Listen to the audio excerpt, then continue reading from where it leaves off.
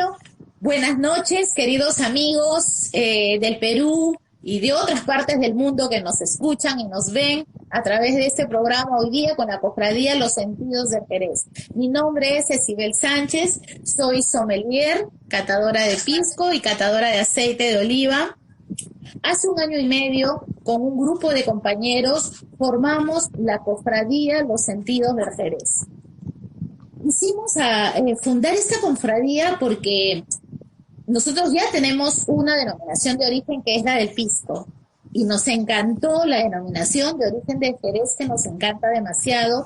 Quisimos trabajar y enseñarle al público peruano las bondades del vino de Jerez. Hoy día, para la Cofradía Los Sentidos del Jerez, me acompaña mi cofrade y amigo y colega Valente García Quevedo de México. Valente, las palabras de bienvenida para hoy día. Muchas gracias. Para los que no me conozcan, efectivamente soy mexicano, vivo en Baja California, que es el punto más al noroeste del país. Soy sommelier certificado, provengo de una escuela que se llama Culinary Art School aquí en Tijuana, que quiero mucho y soy maestro ahí. Soy certificado del Wine Spirit Education Trust nivel 3 y soy embajador de los vinos de Jerez en México. Soy uno de los 5 que hay en todo México, el único que está fuera del centro del país. Además, acabo de terminar el curso con el Wine Scholar Guild, que es este que está aquí. Que pronto platicaremos. Es la primera especialidad en vinos de España que hay, y también soy especialista en vinos de Rioja, o sea que España por todos lados. Y hace muchos años escribía para una página de internet que se llama verema.com. Entonces, a tus órdenes. Y bueno, vamos empezando. Seguramente me encantaría, tendrás algunas preguntas con las que podamos empezar. Así es, Valente. Bueno, hasta tus apellidos son españoles, Quevedo. O sea, la sangre fluye por las venas, Valente. Oye, y triste que el único casi lugar de España donde no hacen vino es de donde es mi familia, que es Cantabria. Es triste. Hay una pequeñísima denominación de origen, pero tienen Rioja a un lado y tienen Galicia muy cerca. Entonces hay vinos por todos lados y Castilla-La Mancha abajo, así que hay muchos vinos. Ay, qué interesante, qué interesante. Bueno, permítanme hacer un preámbulo sobre Valente. Somos amigos desde que fundamos la Cofradía Los Sentidos del Jerez y le decidimos invitar como cofrade vitalicio, honorario, por el amor que le tenemos a esta bebida deliciosa que es el Jerez, ¿no? Y él tuvo una feliz idea de venir al Perú para el 3 de abril. Pero viene lo del coronavirus, Valente ya tenía los pasajes para el Cusco, su estadía para Perú, el hotel para Lima, cerca al Arcomar. Ya habíamos preparado una cata especial para Valente de aceite de oliva y de pisco, porque él quería conocer estos dos productos. Y nosotros queríamos aprender de Valente todo lo relacionado al Jerez, porque él es homologado del Consejo Regulador del Jerez, o sea, tiene una formación ya académica. Nosotros, como sommeliers, vemos el tema del Jerez en el curso que nos imparte como sommeliers, pero ya Valente tiene la certificación, como bien lo dijo, como catador y sabe todo lo del Jerez. Primeramente, para el público del Perú, ¿qué cosa es el Jerez? ¿Cómo empieza la historia del Jerez? Bueno, ya sabes, creo que va a ser un tema que pues, mis amigos de Baja California y de México lo saben, es una de mis pasiones. Bueno, los primeros en llegar a España seguramente son los celtiberos. Seguramente tenían viñas, pero no hay un registro histórico de que estos señores hicieran vino. Pero los primeros que llegan, y hay ciertamente que es un pueblo muy especial, que son los primeros en llevar el vino a España, son los fenicios. Esto estamos hablando hace 3,100 años, no nada más. O sea, imagínense, Jesucristo tardó todavía 1,100 años, 1,100 años más en nacer, y ya se hacía vino en España. Ellos fundan un puerto que se llama Gadir. Muchos dicen pues que es la primera ciudad europea propiamente dicha, que es el puerto de Cádiz. Y más adelante, más hacia adentro, descubren un lugar que no se sabe muy bien la ubicación y la nombran Xera, muy probablemente cerca de la ciudad de Jerez, ¿verdad? De hecho, en las etiquetas de Jerez se nombra Jerez, Xerez, que es probablemente el nombre antiguo, y Sherry, que es el nombre en inglés, ¿no? Sí. Entonces, estos señores llevan el vino, los enseñan a las personas a hacer vino. Posteriormente llegan los griegos, ya están estos asentamientos fenicios, y al final llegan los romanos. Los romanos conquistan esta zona después de grandes peleas, las famosas guerras púnicas, y se quedan con todo el territorio, lo llaman Hispania, ¿verdad? En esta zona se hacen vinos extraordinarios, se extraen extraordinarios aceites de oliva. Esta zona, pues es duro, voy a decirlo, probablemente cerca de ahí se hacen los mejores aceites de olivas del mundo. Los italianos me van a matar, o los griegos, pero verdad, España hace aceites de oliva de altísima calidad, ¿verdad? Es un tema que no conozco, pero algún día voy a aprender mucho de ti. Entonces se hace una ruta a través del mar y ruta a través de las vías romanas para tratar de llevar estos productos. Se habla de un hombre maravilloso en esa zona, que por cierto era jerezano, que se llama Columena. Este señor escribe un libro que se llama Re Rústica, que es el primer tratado de agricultura del mundo. Así y por supuesto que habla de sus vinos, habla de los vinos de Jerez y de las maravillosas características, ¿no? Entonces, en ese tiempo se hacen grandes tratados. Los romanos son muy prácticos, pero el Jerez es un producto que está en las mesas de Roma, es increíble, ¿no? En el año 418, 423 cae Roma. España es invadida por los visigodos y más o menos por 300 años los visigodos están ahí. Pero de pronto en el 711, una serie de tribus que venían del sur de España, que son los moros, invaden España. Pero yo siempre hace mucho tiempo, cuando no sabía de historia de España, decía, bueno, seguro llegaron a Andalucía, Sevilla, todo. Los moros llegan hasta Francia, llegan hasta París. Y hay una batalla que se llama la batalla de Poitiers, donde los hacen hacia abajo. Y por parte de España, la reconquista se hace muy cerca de donde es mi familia, por un hombre que se llamaba Don Pelayo, que su verdadero nombre era Don Pelagio, y ahí empieza, más o menos, esto es en el 714, 715. Los árabes, que no toman vino, permanecen en esta región, en Jerez de la Frontera, en España 800 años, pero en Jerez de la Frontera los siguientes 500 años. Y se hace un gran intercambio. Esto es parte del califato de Córdoba, principalmente. Y estas personas no toman vino, pero les gustan las pasas y además inventan la destilación. Yo de repente he escuchado aquí que hay, y seguramente hasta tú has oído a lo mejor de piscos precolombinos. Acá nosotros, de repente ha habido gente que dice que hay tequilas y cosas aquí precolombinas. No, los árabes inventan la destilación del alcohol. Sí, de puertas para adentro sí toman alcohol, ¿eh? Ya he visto yo escenas donde están cantando, brindando, todo, pero en público su religión no se los permite. También tienen califas que son sumamente tolerantes y dicen: el vino nos produce impuestos, nos produce dinero, ¿por qué lo vamos a quitar? Está bien, pero hay califas que intentan quitar las viñas. Fueron tiempos muy difíciles. Entonces, más o menos en 1250, 1260, Alfonso X el Sabio llega a esa zona y conquista esta región que los árabes le llaman Xeriz. Por cierto, ya Jerez ahora se llama Xeriz, y él la llama Xerez de la Frontera. ¿Y por qué de la frontera? Porque era la frontera cristiana, hasta ahí llega. Yo tuve el privilegio de oír estas clases que te estoy platicando de historia, oírlas en el castillo donde vivió Alfonso X el Sabio, que se encuentran... Es maravilloso, el curso introductorio empieza ahí. Este castillo se encuentra en el puerto de Santa María. Entonces llegamos y nos dicen: nos vamos al puerto de Santa María, vamos a cenar allá. Este castillo es interesante porque ahí vivió Cristóbal Colón durante 3 años. Es un castillo histórico, está muy bien conservado, en fin. Por cierto, Alfonso X el Sabio tenía un hombre que admiraba profundamente, uno de sus caballeros, y el caballero se apellidaba Palomino. Entonces, muy probablemente y ahí sale la Palomino fino. No tiene nada que ver con caballos. Los americanos y los ingleses de repente decían palomino, is related with horses, porque también esta región es una región maravillosa de caballos. Pero no, muy probablemente, y es lo que dice el Consejo Regulador, la palabra palomino viene de ahí.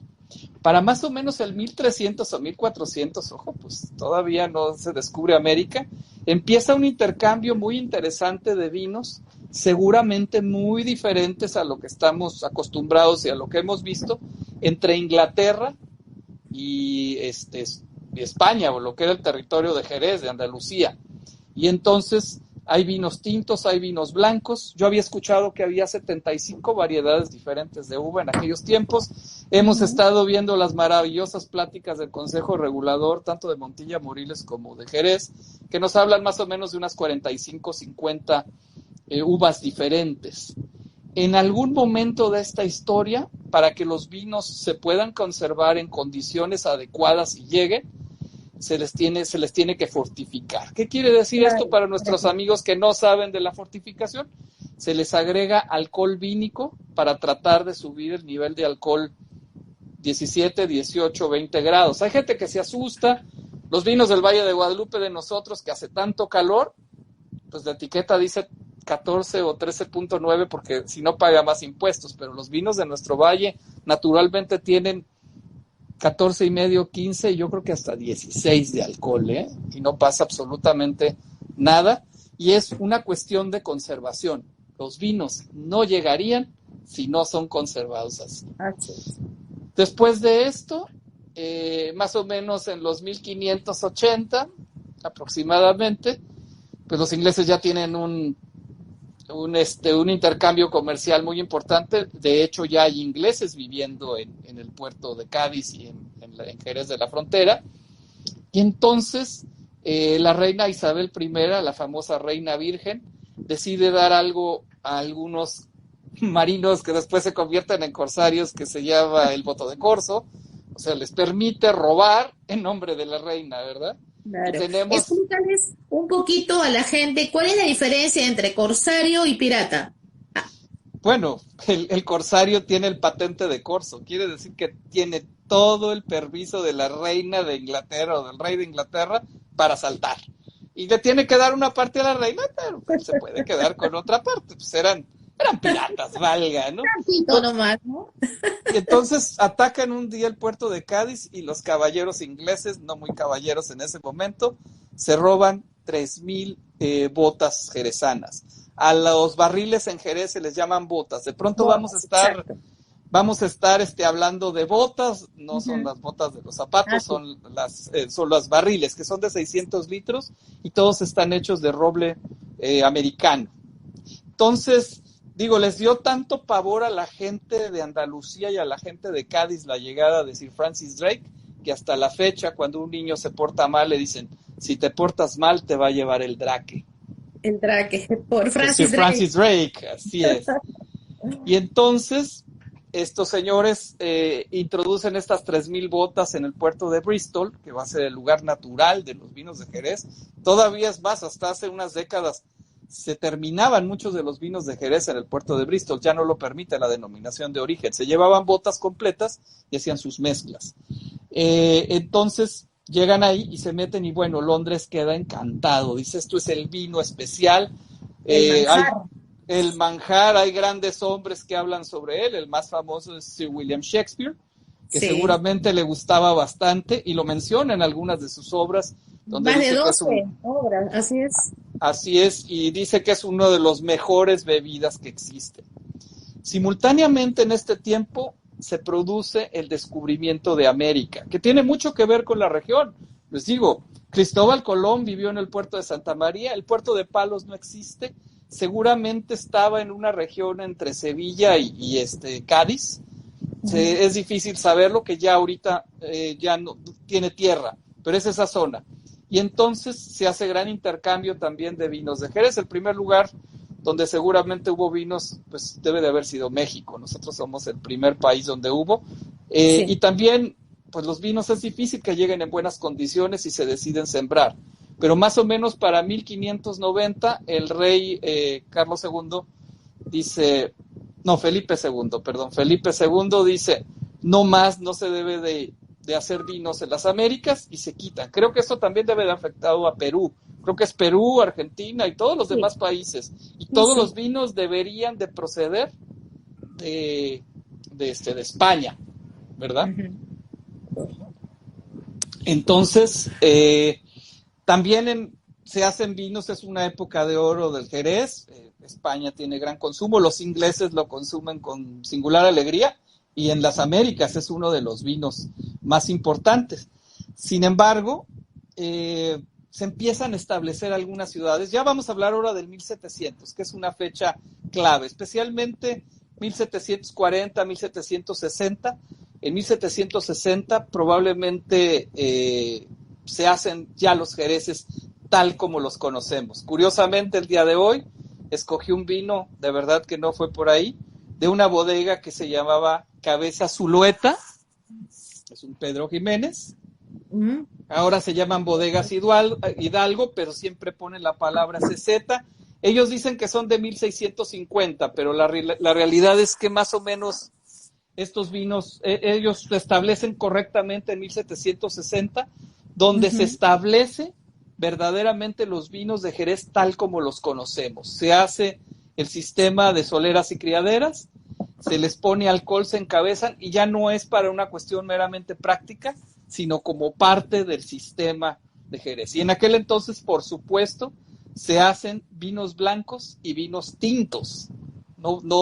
Esto es importante porque se hacían vinos blancos y se hacían vinos tintos en aquel entonces. Más o menos unas 45 a 50 diferentes tipos de uvas en la región. España, desgraciadamente, pues pierde sus territorios en América. Muchísimos de la gente que tenía mucho dinero en las Américas decide invertir.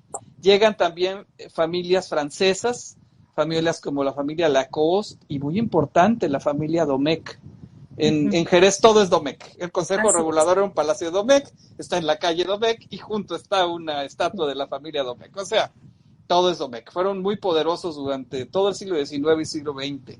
Llega la familia González Vías, que realmente son ahorita los grandes productores de Jerez en el mundo. Aquí la casa productora de Domecq en el Valle de Guadalupe la compró González Vías. Y llega una época extraordinaria también, el siglo XIX. Alguien que nos platica de los jereces en aquel tiempo es nuestro querido Edgar Allan Poe. Tiene un libro, una novela que se llama Por un amontillado, donde en un carnaval en Nueva Orleans un asesino engaña a otra persona que tenía muchas afrentas con él. Lo engaña y lo empareda vivo, pero diario lo estás usando, que tiene un barril de amontillado maravilloso en el sótano de su casa. Esto estamos hablando más o menos de 1840. Sí. Pues Jerez no se libra de la filoxera, a ellos les llega tardíamente, más o menos en 1890, años más, años menos, ya existe cura para la plaga. Y entonces es cuando Jerez decide, esto es bien importante, cuáles son las uvas más importantes en el marco, y se decide por 4. Una es la Palomino Fino, la más importante en este momento. 95% de los viñedos tienen Palomino Fino. Hay una uva menor en la región. Mira, ahí tienes el famoso Tío Pepe, que es todo ese es de González Vías, es famosísimo, que es, bueno, el mayor productor del mundo seguramente de jereces. Tienen una que se llama Palomino de Jerez, que quizá de un poco menos calidad. Por los vinos de cabeceo que vamos a platicar más adelante, tienen Pedro Jiménez y también tienen Moscatel de Alejandría, que no necesariamente estas uvas vienen de la región, se permite que vengan de otras regiones. Y se deciden solamente por esas 4 tipos de ¿cómo se llama?, de uvas. En 1932, junto con otras regiones de España, se decide hacer un Consejo Regulador de Jerez, que se lleva a cabo más o menos en enero de 1933 se lleva a cabo, es uno de los primeros consejos reguladores. Siempre hay una pelea que Rioja fue el primero en el 26, pero la realidad ellos consolidan hasta los 50 y Jerez no, empieza en el 32 y terminan en 1933. y es uno de los 8 o 10 lugares especiales en España que más se regula. Es importante esto, ¿no? Y para un poco, para que sepa el público, cuéntales que la DEO de Jerez es la más antigua de España, si no es la primera. Es una de las más antiguas de España, no hay la menor duda, 1932. Problema con el Jerez en el mundo es que se hacían falsificaciones y así encuentras, bueno, y hasta la fecha, tristemente, sherry wine en California, había sherrys en Australia, había sherrys en Nueva Zelanda, había sherrys en Sudáfrica, en fin, es más, nosotros tenemos aún, hay sherrys falsos. No sé si ustedes en Perú tengan algún Jerez falso, nosotros los tenemos. El Consejo Regulador está muy al pendiente de esos detalles y no voy a decir nombres, hay gente, y desgraciadamente la imagen que tiene México de los jereces es de un vino muy dulce, de baja calidad, y nada tiene que ver con estos jereces de alta calidad que estamos viendo.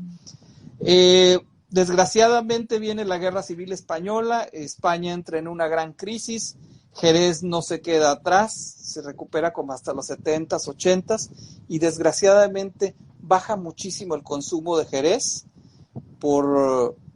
Mira, Martín nos está preguntando por qué, y hasta luego lo vamos a contestar, claro que sí, por qué la denominación Jerez no es una denominación de origen calificada, y sí tengo la respuesta.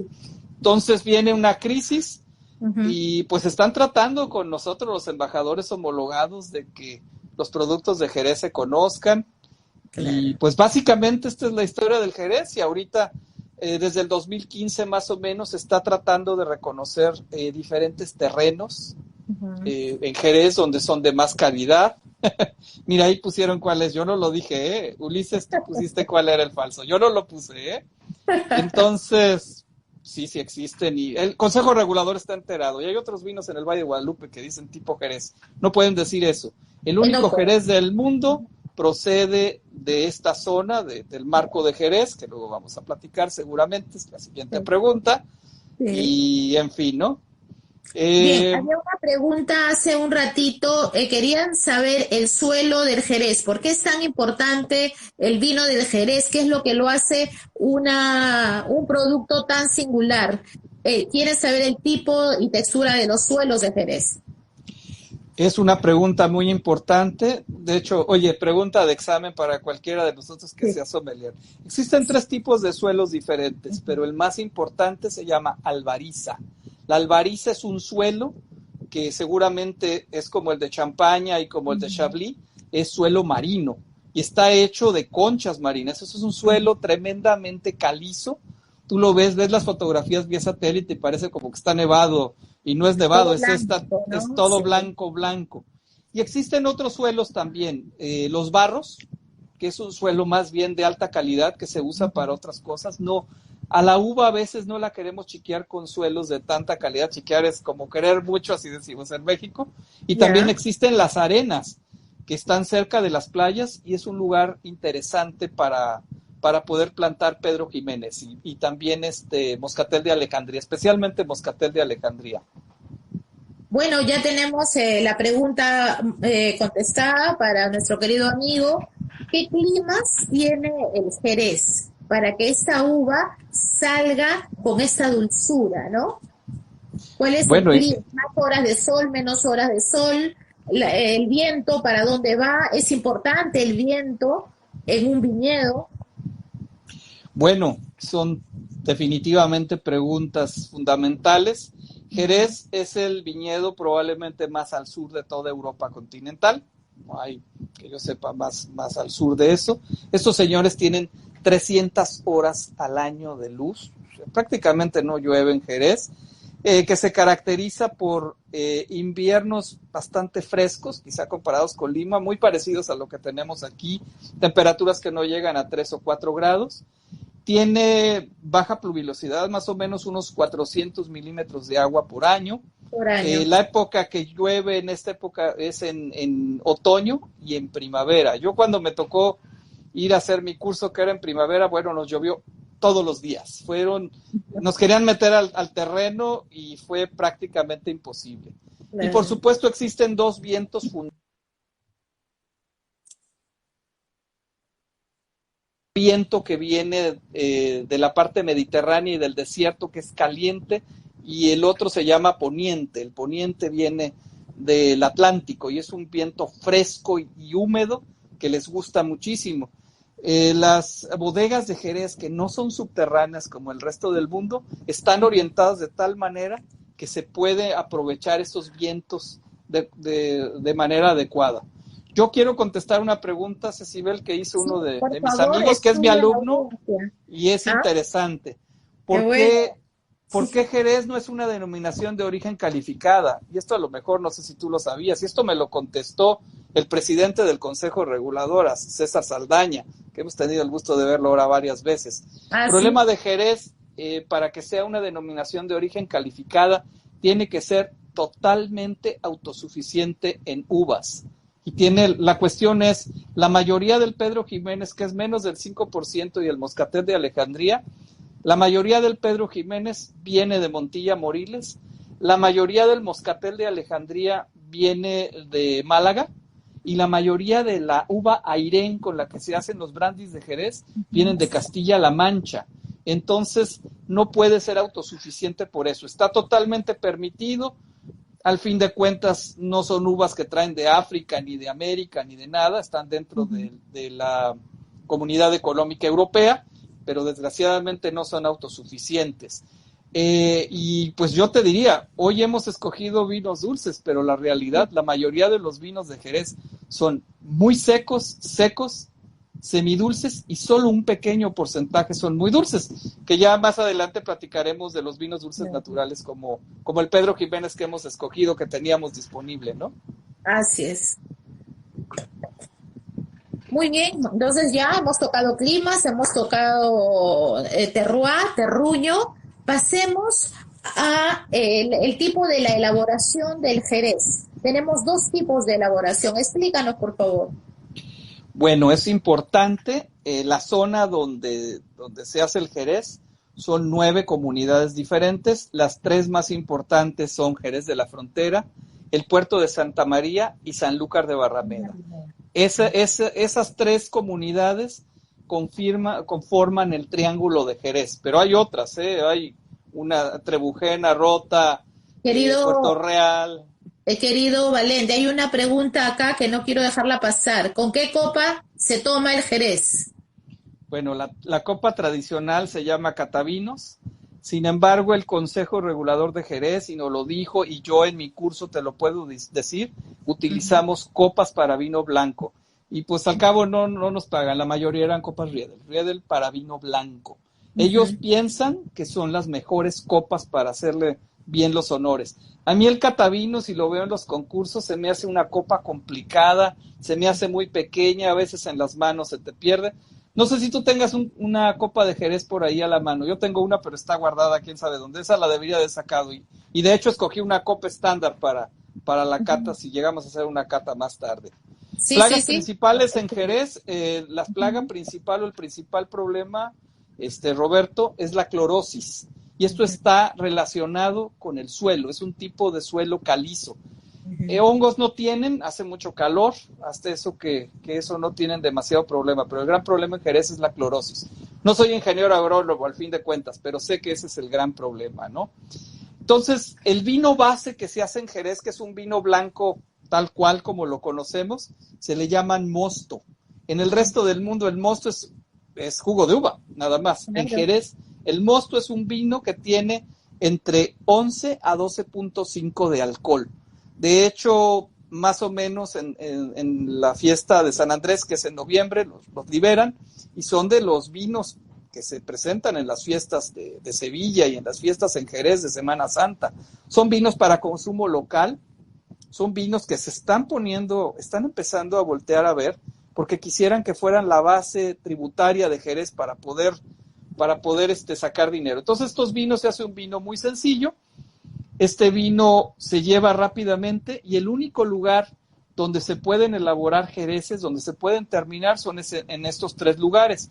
Yo diría un poquito como Oporto, ya sabes, los Oportos, la zona de producción de Oportos está en un lugar y la zona agrícola de Oporto está a 100 kilómetros de distancia. Así es. Aquí Hay 9 pueblos donde se puede cultivar la uva y hacer el vino base que se llama mosto, pero se tiene que terminar ese vino en cualquiera de las 3 ciudades, en Sanlúcar de Barrameda, en el puerto de Santa María y en Jerez de la Frontera. En esas 3 ciudades es donde se debe de terminar. Entonces ese vino llega y lo clasifican.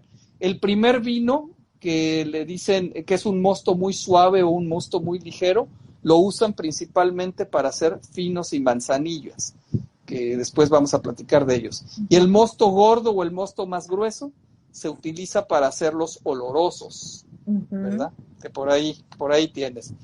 Y hay un tercer mosto, nada se desperdicia, donde aprietan y le dan con todo, sale un tercer mosto, ese se utiliza para hacer alcohol vínico y con ese poder encabezar los vinos de Jerez. Encabezar quiere decir agregarle alcohol al vino, eso quiere decir encabezar, ¿no? Entonces, llega a un lugar y llega a un sitio donde el catador lo va clasificando y lo pone en un lugar que se llama sobre tablas. De ese lugar va a tomar posteriormente los vinos. Aquí empieza el sistema fraccional de criaderas y soleras.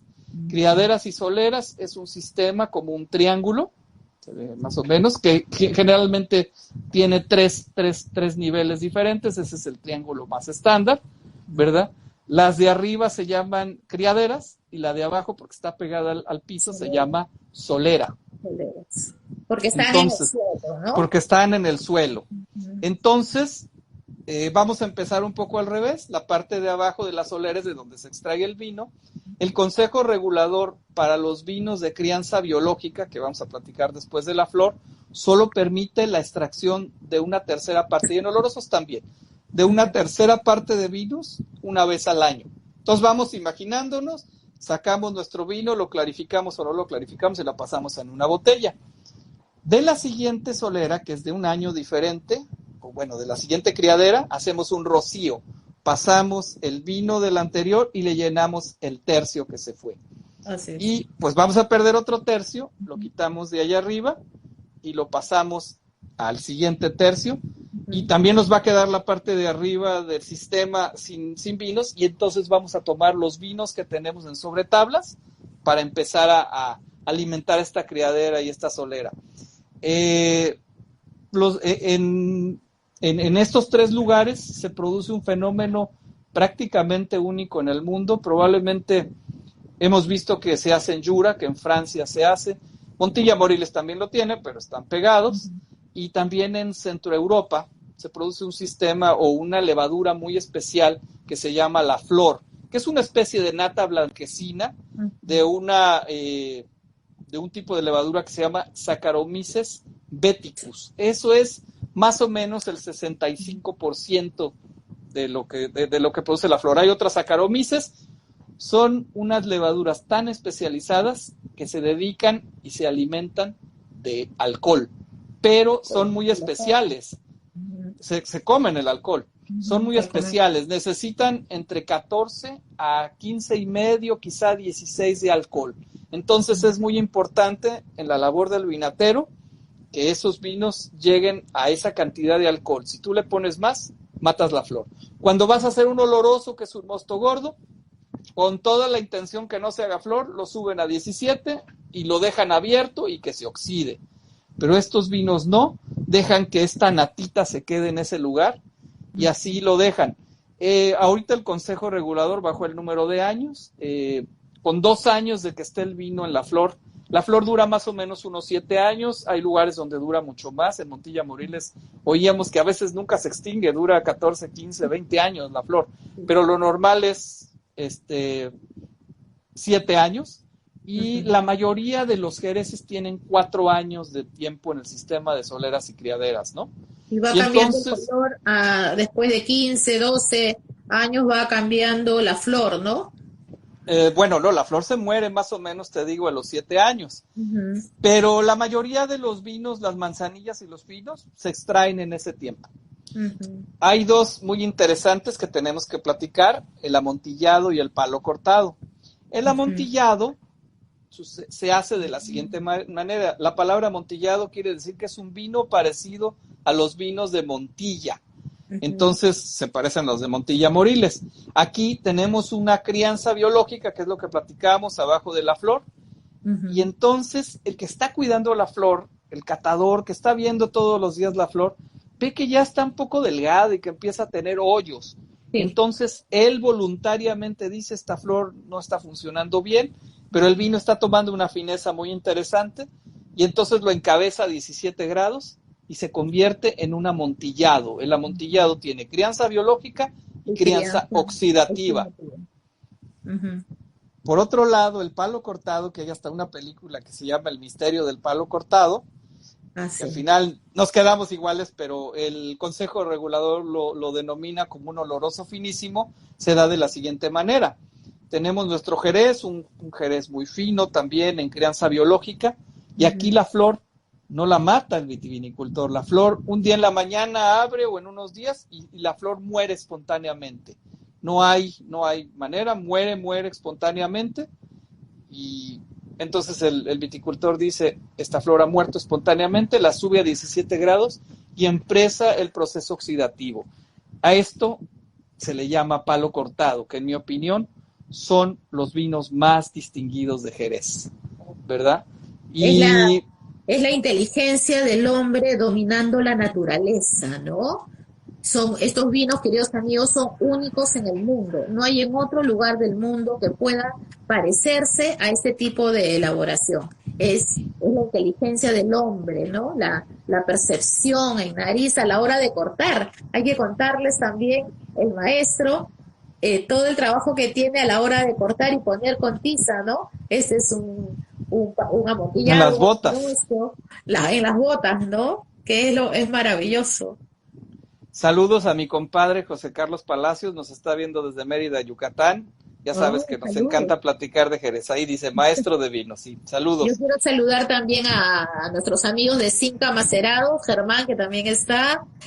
También veo a Marco Trigoso y varios amigos más que están entrando. Muchas gracias por querer aprender un poco más de este arte del Jerez, el arte de venenciar, que ese es otro arte también que tiene el Jerez. Hay especialistas, que por cierto los mejores del mundo son japoneses, curiosamente. Son japoneses, hay una japonesa que es una Master and Master. Algún día haremos eso. Yo me dio mucha tristeza, no me trae una venencia, pero es un buen pretexto para regresar a Jerez por una venencia. Y traernos una venencia. Ahora vamos a platicar, Cecibel, de los vinos de cabeceo. Así es. Me encanta platicar cuando platico de Jerez, que son un poquito como esa hermana contadora, no muy bonita, que todos tenemos en la familia, pero es muy cumplidora. Ya nos diera su dinerito cada mes, todo. Al Consejo Regulador de pronto platica de los vinos de cabeceo, y bueno, si existen, fueron por muchísimo tiempo los vinos que mantuvieron al marco de Jerez, porque eran la delicia de los ingleses. A estos ya hemos estado viendo en las pláticas, yo creo que pronto los vas a empezar a escuchar, se les está llamando Sherry Wines. O sea, a los vinos de Jerez es esto y a estos Sherry Wines. Y además, todos los nombres están en inglés. Existen básicamente tres. Jerez es el preferido de la reina Isabel. Seguramente, y de muchísimos ingleses. Y de todos los reyes anteriores a ella, porque el Jerez es muy querido por los ingleses, no es lo que más se pedía. Creo que es el primer marketing de venta que se hizo cuando estos piratas o corsarios en 1580 fueron los primeros marqueteros en el mundo de llevar un vino a otro país y que sea adorado por los ingleses. Así es, estos vinos de cabeceo que estamos platicando son una combinación de vinos secos, de los que platicamos, ahorita vamos a platicar de cada uno de ellos, con un vino dulce. Puede ser un mosto concentrado, que son transparentes, puede ser una cosa que se llama rope, que es un vino hervido dulce, o puede ser Pedro Jiménez, o puede ser Moscatel de Alejandría. Son básicamente tres. Uno se llama Pale Cream, que es en realidad un fino, una manzanilla que se le agrega vino dulce o mosto concentrado transparente. Este vino era el vino preferido de muchos caballeros ingleses, porque decían que se veía como un vino más serio que el oscuro que platicaban sus mujeres. Eso lo acabo de oír en una plática la semana pasada, que están maravillosos. Luego venía uno que se llamaba Medium, que es un vino que está hecho de un amontillado, y la mayoría de las veces es Pedro Jiménez o es Moscatel de Alejandría la uva que se usa para hacerlo. Y el más común de todos y el más popular de todos se llama Cream o Bristol Cream, dependiendo de donde sea. Como les decía antes, se terminaban en el puerto de Bristol, en Inglaterra. Ahí los terminaban, ya no lo permite el Consejo Regulador. Todos los vinos de Jerez se tienen que terminar en Jerez. Y es una combinación de oloroso con Pedro Jiménez o con Moscatel de Alejandría o con arrope, con mosto concentrado. Todas las casas prácticamente tienen este tipo de vinos. Y por último, ya para terminar, vamos a platicar de los que vamos a catar hoy, que son vinos dulces naturales, que los españoles dicen que en francés se dice vin douce naturel, que en realidad son vinos dulces a los cuales se les agrega alcohol, y uno de ellos es la Moscatel de Alejandría o Moscatel, vino de Moscatel, y el que vamos a probar el día de hoy, que es Pedro Jiménez, que es el apellido de alguien, pero no es el nombre de una uva. Son vinos que son muy interesantes porque tienen un sistema de asoleo, se asolean al sol. En Jerez más o menos tardan 5 a 6 semanas, en Montilla Moriles 1 semana, se hacen pasas y luego por un proceso de extracción compleja se tratan de sacar sus jugos. Imagínense sacarle jugo a unas pasas, es bien complejo. El Pedro Jiménez es tan dulce que literalmente las levaduras se mueren de diabetes mellitus. El Consejo Regulador pide que por lo menos fermenten a 2 grados. La Moscatel aguanta un poquito más, 4, y entonces inmediatamente se encabezan a 19 o 20 grados. Y quedan estos. No son tan naturales como dicen, porque también hay vinos naturalmente dulces, pero bueno, eso sería toda una plática más. Esos son básicamente los vinos. Entonces tenemos el vino más seco del mundo, que son los finos y las manzanillas, y el vino más dulce del mundo, que es la Pedro Jiménez, que tiene el doble de azúcar del jarabe de maple que usamos en los hot cakes. Imagínense queridos ustedes, amigos, todo lo que solamente con una uva blanca. Ya hemos pasado los 46 minutos, querido Valente, y creo que podemos pasar a la cata, porque si no, el Instagram nos corta. Muy adelante, bien. Tienes toda la razón. Ya pasamos 46 minutos. Ahorita nos corta. Fíjate que sí, pero no, yo creo que es el momento. Muy bien. Así. Entonces yo como les digo, esta bodega que yo he escogido, que se llama originalmente Cabeza Zulueta, dice que es de 1650, o sea, es una de las bodegas más antiguas del mundo. Hizo este vino, está hecho por el sistema de criaderas y soleras, es Pedro Jiménez. No necesariamente este vino, la uva procede de Jerez, es muy probable que venga de Montilla Moriles, lo más probable que sea de Montilla Moriles. Vemos, tiene un color prácticamente negro, petróleo. Imagínense, esto es una uva blanca. Las uvas, ustedes las ven y son blancas, amarillas, blancas. Y pues se van tornando en este color tan tremendamente oscuro. Tiene una capa altísima, no se ve nada a través. Sin embargo, tiene unos destellos medio verdosos, medio cafezosos. Marrón, sí. Es un color muy, muy oscuro. Este vino no tiene defectos, está muy limpio, está muy bien filtrado. En nariz no encuentro ningún defecto. Tiene una nariz exquisita. Deliciosa. Higos en almíbar. Ciruela pasa, sin duda. Ciruela pasa. Frutos secos. Un toque de naranja, esa acidez de la naranja. Y ¿sabes qué? Naranja y cáscara de naranja también. Cascarita de naranja. Un toque así un poquito cítrico. También hay datos de oxidación, no hay duda, ¿verdad? Las frutas son mermeladas, son cosas fuertes, así pasadas, ¿no? Una compota, ¿no? Así es. Sí, es un vino exquisito. Vamos a probarlo en boca.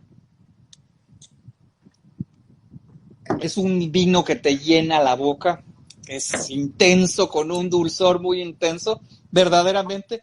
Desgraciadamente, pues mucha gente piensa que este es el vino de Jerez, ¿no? Hay vinos muy, muy secos de Jerez, pero este es intensamente dulce. Suntuoso en la boca, goloso.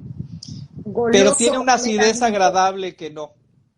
Tiene olores balsámicos, así es, Martín, no hay la Tiene menor toques duda. balsámicos, sí, tiene un toque como que de mentol suavecito, de una hojita de menta al final.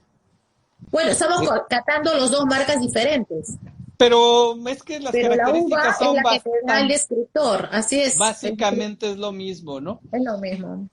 El Delicioso. final es largo, larguísimo. Yo les Sí. platicaba a otras personas en otro grupo, el Pedro Jiménez más viejo que probé, que era un Montilla Moriles, era fechado, Y siento al 1905. final ese higo, ¿no? Sí, Ese almíbar del higo, de mm, guindones. delicioso. Es un vino lleno. Es un vino que te llena la boca. El final es larguísimo. Cuando probamos el 1905, Ujú. no lo podrías creer, bueno, Cecibel, abrimos la botella y la casa olió a vino como 2, 3 horas y el sabor en boca nos duró más o menos entre 45 minutos y 1 hora. Lo estuvimos Valente, midiendo. cuéntale a nuestro público en cuántos grados tomarías este Pedro Jiménez. ¿A temperatura ambiente o le das un toque de temperatura? Yo lo refrescaría, ¿eh? Yo creo que la Ujú. temperatura correcta para este vino debe de ser entre los 10 y los 12 grados aproximadamente. Fresco, Y- pero no frío. Exacto. ¿Y tu No maridaje platiqué de los Voss y preferido? de los Bors, ¿eh? Bueno, a lo mejor vamos a tener que hacer otra plática, ¿eh? Así es, esto ha quedado chico, mira. Bueno, amigos, hemos pasado los 40 minutos que nos da el Instagram. Feliz, mira que no nos están cortando. Gracias. ¿Alguna pregunta para Valente? Porque ya cerramos el enlace con México.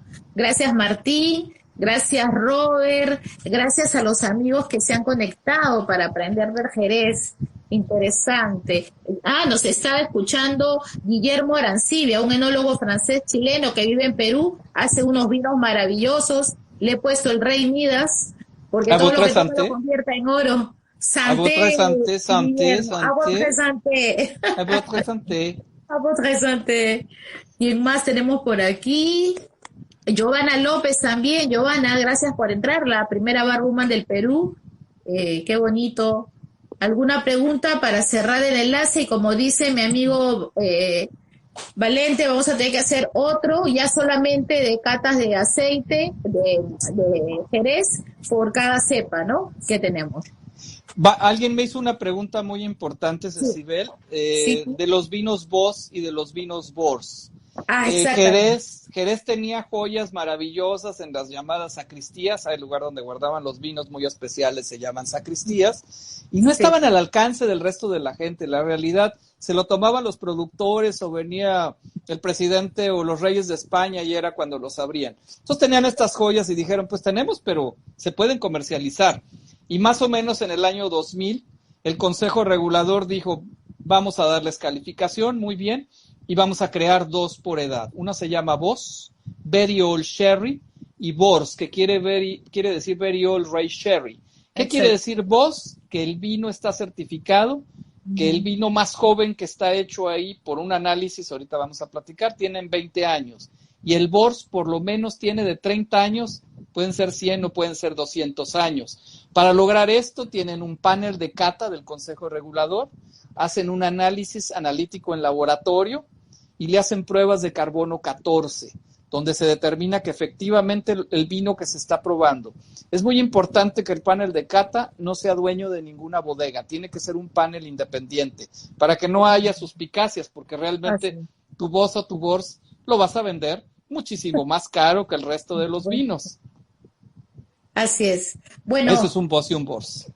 gracias por la aclaración. Hay tantos temas que no hemos podido tocar por los 40 minutos que nos quedan, pero creo que ha sido muy importante hablar sobre terroir, terruño, clima, las elaboraciones del Jerez, algunas descriptores de un amontillado, un oloroso, un cream, un fino, una manzanilla, moscateles, Pedro Jiménez. Hay una variedad de aromas y colores del Jerez. Por eso que este enlace con Valente se llamó Los Colores del Jerez, ¿no?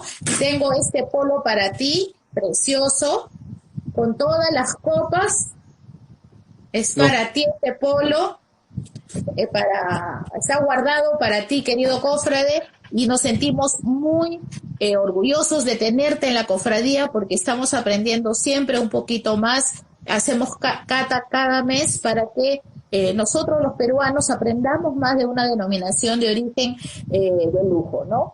Muchísimas gracias a todos por estar acá. Gracias, querido amigo, con ganas de tenerte en Perú, mostrarte todo nuestro cariño. Y como dije ayer a la hora que escribí un post, México y Perú son dos culturas ancestrales fuertes. Tenemos casi, ustedes tienen los mayas, nosotros los incas, tenemos las chichas, tenemos dos destilados fuertes, el pisco y el tequila, la comida, la gastronomía mexicana deliciosa, la artesanía, y el Perú ama mucho México, querido Valente. Y nosotros los queremos muchísimo, son nosotros encantadores. nacimos escuchando las películas mexicanas, las novelas mexicanas, las rancheras, qué abuelita nuestra.